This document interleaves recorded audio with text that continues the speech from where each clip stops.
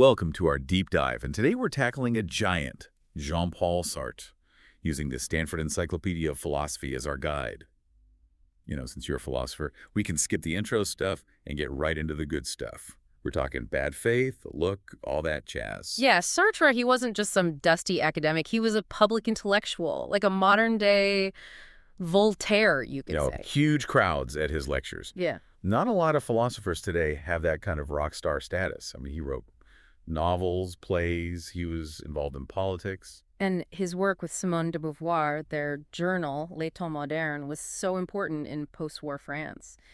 I think it's true that academia has moved on a bit from Sartre, what with all the post-structuralism and everything, but there's still so much in his work that speaks to us, especially, I think, for a philosopher like yourself. Absolutely, and that's what we're going to dig into. Let's start with one of his most famous ideas, intentionality. It all began with an apricot cocktail, apparently.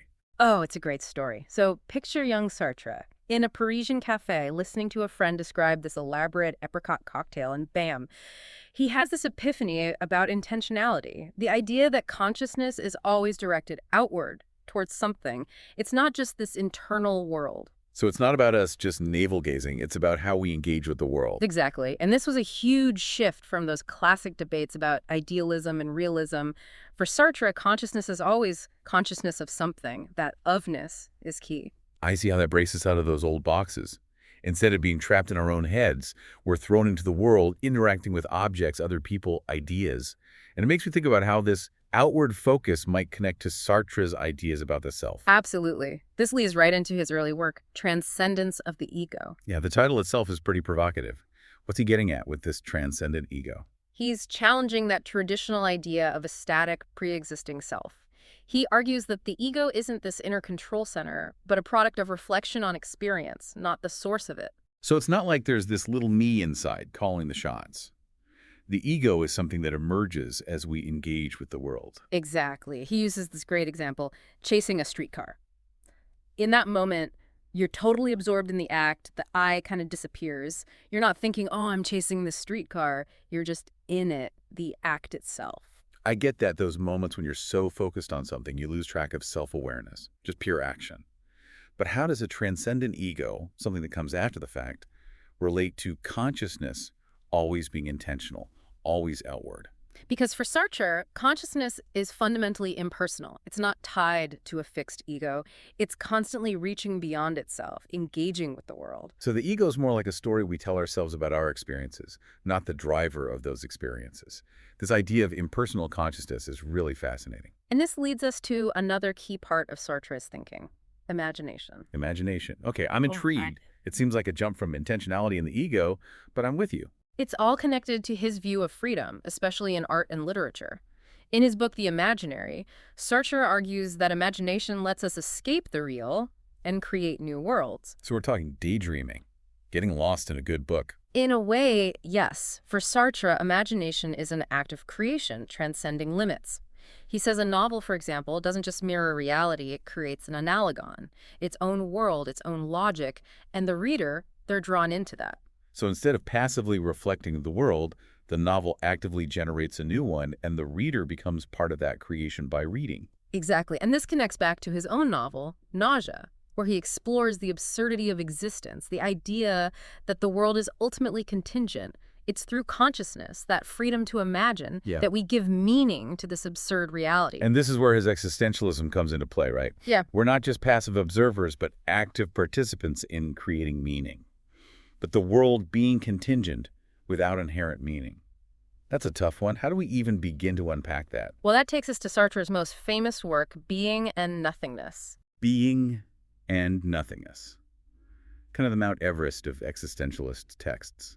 What makes it so essential, especially for a philosopher? It lays out his whole philosophical framework.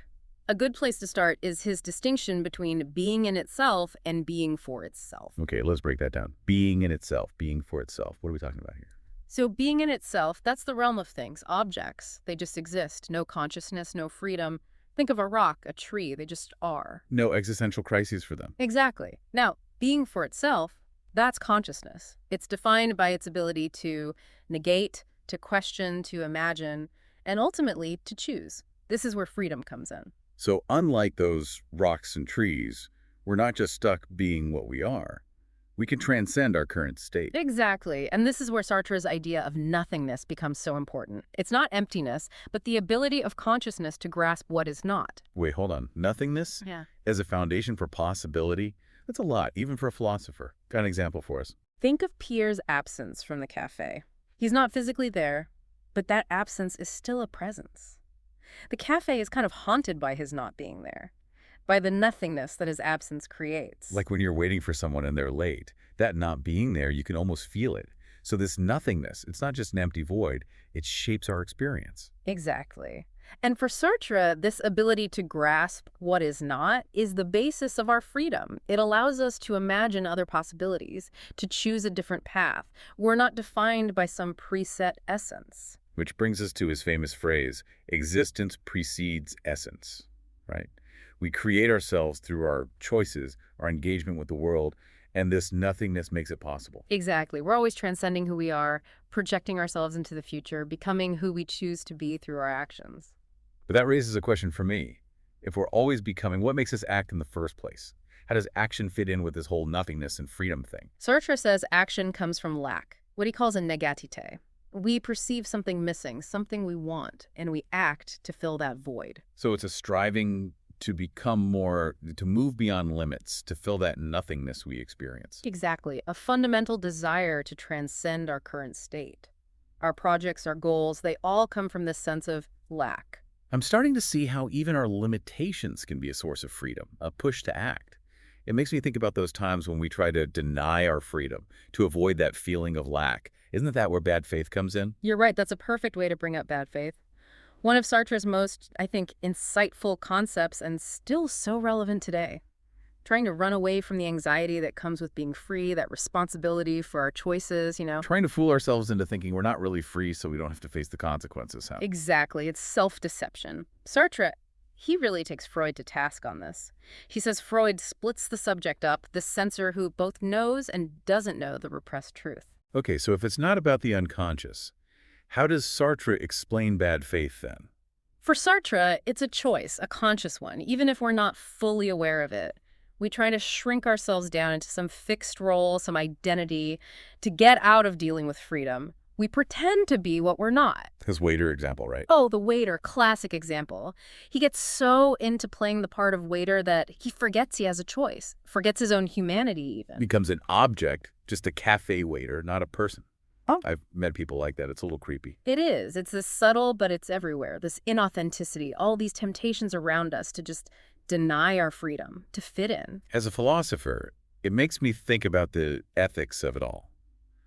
If we're always tempted to duck responsibility, how can we even hold ourselves accountable, let alone others?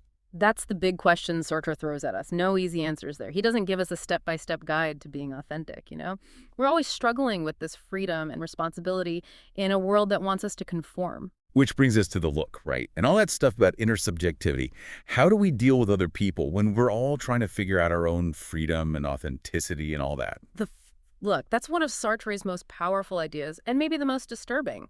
He builds on Hegel, Husserl, but takes it in a whole new direction. Remember the keyhole example? Oh, yeah, kind of creepy, but it really gets at how someone else's presence can just totally change how we see ourselves. You're looking through a keyhole, right? Totally engrossed. You're the subject, the one in control. Then you hear footsteps. The other arrives. Exactly. And suddenly, you're not the subject anymore. You're the object, the one being looked at. It's this feeling of shame, of being caught out, reduced to just what the other sees. And it's not just empathy, trying to read their mind. It's that experience of being seen, objectified. Exactly. Look, it changes us, whether we want it to or not. Makes us realize we exist not just for ourselves, but for others too. It makes you think how we try to control how others see us all the time, As a philosopher, it raises so many questions about relationships, this whole subject-object thing. And it forces us to get out of our own heads, to acknowledge the impact others have on us. There's no escaping it, this intersubjectivity. All this talk about freedom, bad faith, Mm-hmm. It makes me think about the choices we make, our projects in life, all that. Didn't Sartre develop his own kind of psychoanalysis to get at those motivations? He did. In his later work, he develops what he calls existential psychoanalysis. Now, I know Sartre wasn't exactly Freud's biggest fan, so how does his version differ? Well, he throws out the unconscious. He focuses on what he calls the individual's fundamental project, freely chosen. It's the aim that guides our actions, our choices, our whole lives, really. So not about digging up childhood trauma, but understanding the choices we make consciously that shape our path. Like some grand plan we might not even be aware of. Right. He says this project, it's chosen but not always known. It's there. Under the surface, you have to interpret it. Like we're writing our own stories, even if we're not always aware of the plot. That's a good way to put it. And Sartre thinks you can decipher this project by looking closely at our choices, our relationships, even our art. So he's using this to understand people's lives, their art, like his work on Baudelaire, Flaubert. Exactly. He digs into their lives, their work, to uncover these fundamental projects. With Baudelaire, for example, he sees this project of rebelling against society, seeking this aesthetic transcendence. So even our rebellions, they can be part of a bigger project, a way of making sense of things. This fundamental project idea, it's fascinating. And it's not just about individuals, is it? It makes you think about social movements, politics. Which leads me to another interesting part of Sartre's work, his attempt to connect existentialism and Marxism. Now that's where things get really interesting, especially for a philosopher. On the surface, they seem totally opposed, right?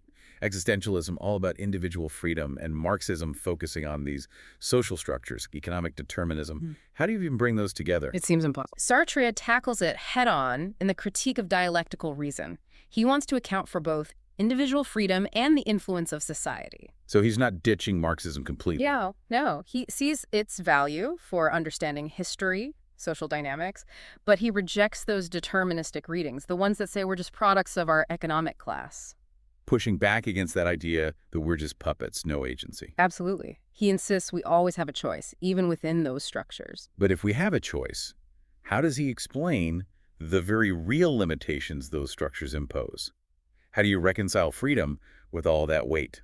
This is where he introduces the practico-inert. These are the solidified structures, institutions, norms, ways of doing things that become obstacles to our freedom. The dead weight of history, you could say. Those patterns that are so hard to break. Exactly. And he sees this practico-inert as a form of alienation, separating us from our true selves from each other. So we're surrounded by these structures, this practico-inert, limiting us. Does Sartre give us any hope of escaping this? Or are we just stuck? He does offer hope, but it's not a simple fix. He talks about the group infusion, these moments of collective action, solidarity, where people transcend that alienation and experience real freedom together. Can you give us an example of what that might look like, a group infusion? He uses the example of workers fleeing during the French Revolution. At some point, they stop running, turn, and face their oppressors together. Like a spontaneous uprising.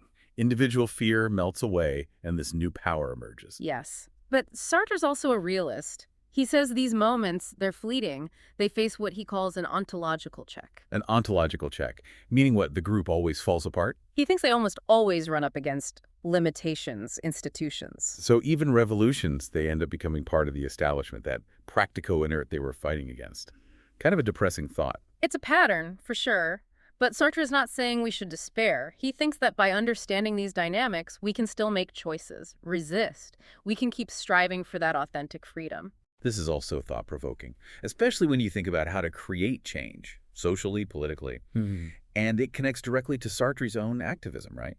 Especially his anti-colonialism. Absolutely. Sartre didn't just write about this stuff, he lived it. He put his philosophy into action. So for him, things like colonialism, racism, those are prime examples of bad faith, creating these false categories, denying people's freedom and dignity. Precisely. He saw them as violence, denying that fundamental freedom we all share. His book, Anti-Semite and Jew, it's such a powerful critique of these systems. How does he analyze prejudice, discrimination in that work? It's a brilliant analysis of how prejudice creates this self-fulfilling prophecy of bad faith. He argues those in power use these categories to define others, to limit them. And it's not just the active racists who are complicit. He's talking about passive complicity, too. Exactly. Even if you're not actively racist, you can still contribute to the problem by staying silent, not challenging the structures. So it's not enough to just not be racist. You have to actively dismantle the system. That's Sartre's argument. He calls for a radical transformation, a movement towards justice, equality, where everyone has the chance to live freely, authentically. You can see how his existentialism, his political commitments, they're all connected. He wasn't just concerned with abstract ideas, he wanted to apply them to real-world problems. It's all one piece, whether it's philosophy, plays, political essays, it's all driven by that belief in freedom and the responsibility that goes with it. This deep dive has been quite a journey. We've covered so much: his early days with phenomenology, existential psychoanalysis later on, his complicated relationship with Marxism, his own creative work, and it all ties together this commitment to freedom and authenticity. And we've just scratched the surface. There's so much more to discover in Sartre. Even with this glimpse, it's been so insightful. What do you think are the key takeaways, especially for someone who's really into philosophy, like our listener? Sartre, I think he throws down a challenge to all of us, especially people who like to think about these things. He's saying, face your freedom, own your choices, and get involved in making a better world. He doesn't give us easy answers. No, Yeah. no simple solutions, no comforting lies. But that's what makes him so important. He makes us deal with the messy reality of being human, finding our own way when there's no inherent meaning. So even if Sartre didn't have all the answers, he gives us the tools to ask the right questions, to really think about our lives, the world. Exactly. His philosophy is a call to action. It's about embracing our freedom and using it to make a difference. We've been really digging into Sartre's philosophy and his politics, but we can't forget about his own creative side, right? I mean, the guy was a writer, a playwright. Oh, totally. His own work, it's all connected to his philosophy. Like Nausea, for example. It's not just a novel. It's like this deep dive into existentialism. That scene with the chestnut tree, man, it just grabs you, that feeling of absurdity, the world just existing, no meaning, just being. And his plays are so powerful, too. No exit. Hell is other people, right? It's brilliant how he shows how relationships can trap us in bad faith. So for Sartre, art, especially literature, it wasn't just about pretty words. It was a way to grapple with these big ideas: Right. freedom, responsibility, what it means to be human. For sure. He thought literature had a real social and political role to play. Writers, they should be challenging injustice, waking people up to their freedom. So not art for art's sake, but art as a tool for change. He saw writers as revolutionaries, shaking things up, making us imagine something better. And he didn't just talk about it, he lived it. His essays on literature, they're so passionate about this idea of writers being committed to justice. His essay, What is Literature? It's essential reading for anyone who wants to understand his view on art and politics. He says writers have a duty to use their words to fight oppression, to show the human condition in all its complexity. It all comes back to that core belief, freedom, and the responsibility that comes with it. It seems like everything Sartre did, writing philosophy, plays, political stuff, it was all driven by that. His work, it's all one piece, really, driven by that commitment to freedom and authenticity. This deep dive has been so enriching. We've covered a ton, from those early days with phenomenology to existential psychoanalysis later on, his back and forth with Marxism, even his own artistic creations. And it all fits together, this really powerful and challenging way of seeing the world. And we've barely scratched the surface. There's so much more to explore in Sartre. But even with this glimpse, it's been really insightful. What do you think of the big takeaways, especially for someone who's really into philosophy, like our listener? I think Sartre, he really lays down a challenge, especially for people who think deeply about these things. He's saying, look, confront your freedom, own your choices, and get out there and make the world better. No easy answers with Sartre. Nope. No simple solutions, no sugarcoating. But that's what makes him so valuable. He makes us grapple with what it means to be human, to find our own way when there's no preset path. So even if Sartre didn't have all the answers, he gives us the tools to ask the right questions, to think critically about our own lives and the world we live in. Exactly. His philosophy, it's not about sitting back and thinking. It's about getting out there and doing something. It's about taking that freedom and using it to make a difference. Well, this deep dive has given us a lot to chew on. I hope our listener will keep digging into Sartre's work, wrestling with those ideas, and finding ways to apply them to their own life and their own philosophical journey. It's been a pleasure exploring Sartre with you. Likewise, always a good time to dive into Sartre.